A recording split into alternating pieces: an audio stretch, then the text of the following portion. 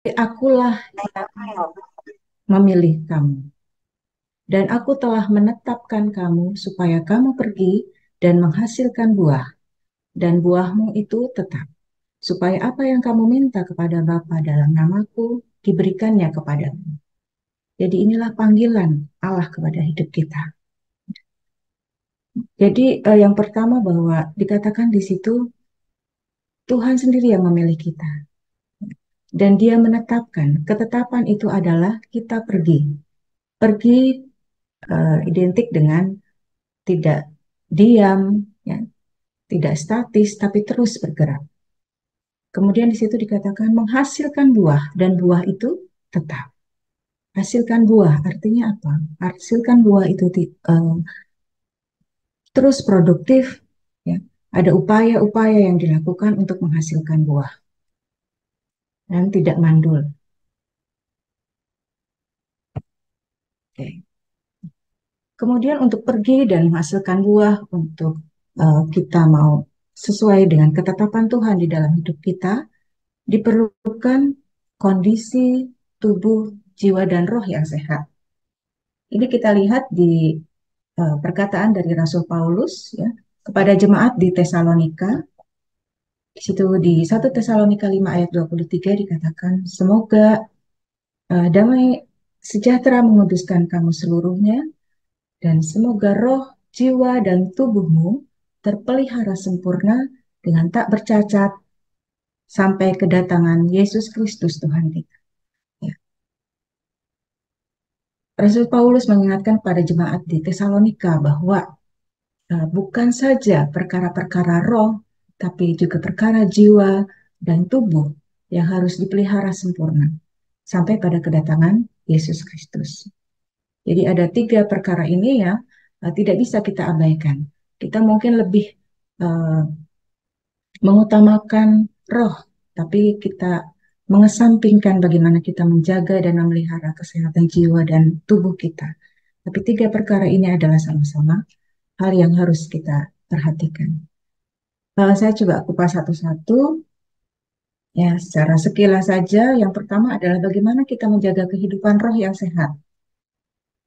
Mungkin Ibu Bapak bisa baca nanti di 1 Tesalonika ayat 5, ayat 17 sampai 20. Di situ dikatakan ayat 17, tetaplah berdoa. 18, mengucap syukurlah dalam segala hal.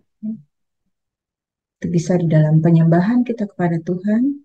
19, jangan padamkan roh. Yang ke-20, jangan menganggap rendah nubuat. Ya. Kemudian bisa kita juga dalam membaca firman setiap hari. Jadi perkara-perkara rohani ini akan membuat roh kita tetap sehat. Dan kita harus upayakan itu. Kita harus terus bergerak. Kita harus berupaya untuk memberikan makanan kepada roh kita. Berdoa, mengucap syukur. Ya. Jangan anggap enteng hal-hal yang rohani. Mungkin kita diingatkan dalam pertemuan-pertemuan ibadah. Ya. Itu uh, bisa membuat roh kita untuk tetap sehat. Kemudian yang kedua, bagaimana memelihara jiwa yang sehat. Kita tahu jiwa ini terdiri dari pikiran, perasaan atau emosi, dan kehendak. Bagaimana kita memelihara jiwa yang sehat? Tadi di lagunya dikatakan bagaimana kita mempunyai perasaan Yesus, bagaimana kita punya hati Tuhan, bagaimana kita menjaga jiwa kita untuk tetap mempunyai pikiran, perasaan, dan kehendak Allah. Di Markus 12 ayat 30 dikatakan, kasihilah Tuhan Allahmu dengan segenap hatimu dan dengan segenap jiwamu dan dengan segenap akal budimu dan dengan segenap kekuatanmu. Artinya bahwa mengasihi Tuhan itu harus dengan segenap hati kita. Ya. Perasaan kita belajar untuk merasakan apa yang Tuhan rasakan, apa yang Dia pikirkan. Salah satu aspek penting dalam memelihara jiwa adalah melalui doa dan selalu terhubung dengan Tuhan. Bagaimana kita mengerti apa yang Tuhan rindukan di dalam kehidupan kita kalau kita tidak terhubung dengan Dia? Di Filipi 4 ayat 6b sampai 7, tetapi nyatakanlah dalam segala hal keinginanmu kepada Allah dalam doa dan permohonan dengan ucapan syukur. Maka damai sejahtera Allah yang melampaui segala akal akan memelihara hati dan pikiranmu dalam Kristus Yesus. Ini juga salah satu bagaimana kita menjaga kesehatan jiwa kita. Untuk kita selalu terhubung dengan Tuhan. Apa yang kita pikirkan, kita belajar bahwa itu juga yang Allah pikirkan. Apa yang kita rasakan, emosi-emosi tidak mudah marah, kita bisa menjaga hati kita, penguasaan diri kita. Ya. Mungkin kehendak-kehendak kadang-kadang kita bertanya, Tuhan, apakah kehendak ini sesuai dengan kehendak Tuhan? Bagaimana kita mengerti bahwa itu kehendak Tuhan? Melalui selalu terhubung dengan Tuhan, melalui doa. Oke. Ya, kemudian yang terakhir adalah memelihara kesehatan tubuh. Dasarnya adalah di 1 Korintus 6 ayat 19 sampai 20.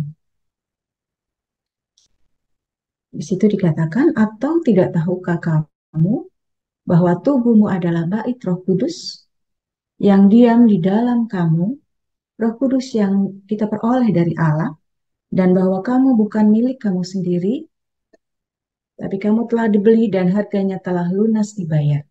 Karena itu muliakanlah Allah dengan tubuhmu. Ini dasar bagaimana kita menjaga tubuh kita, menjaga kesehatan tubuh kita. Karena kita memahami dan kita memahami bahwa tubuh kita adalah bait Roh Kudus. Kita tidak semena-mena dengan tubuh kita. Kita terus bekerja tanpa istirahat. Kita makan makanan yang sembarangan, kita makan makanan yang tidak sehat. Itu salah satu bagaimana kita menjaga tubuh kita. Dengan satu pengertian bahwa tubuh saya adalah tempat kediaman Roh Kudus. Jadi bagaimana kita menunjukkan rasa hormat kita kepada Tuhan dengan menjaga gaya hidup yang sehat.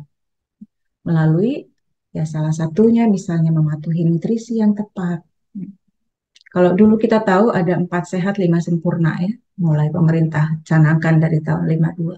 Tapi sekarang sudah berubah, sudah tidak 4 sehat 5 sempurna lagi, tapi satu bagaimana gaya hidup yang memang isi piring itu harus sesuai.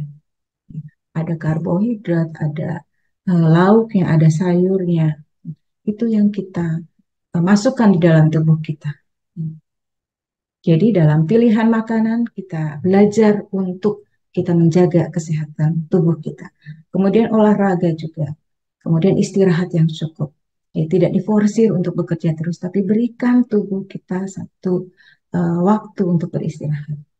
Itu menunjukkan rasa hormat kita bagaimana kita menjaga tubuh kita.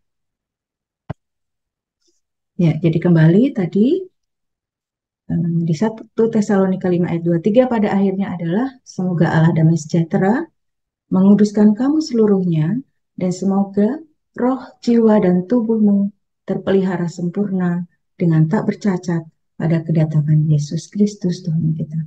Marilah kita sama-sama mungkin pagi hari ini kita diingatkan bahwa bukan hanya roh, bukan hanya jiwa, dan bukan hanya tubuh, tapi ini adalah satu kesatuan untuk kita terus bergerak, kita terus berusaha untuk menjaga, memelihara kesehatan. 3 hal ini untuk sampai pada ketetapan Tuhan terjadi di dalam hidup kita. Puji nama Tuhan, salam sehat, Tuhan memberkati. Mari kita berdoa.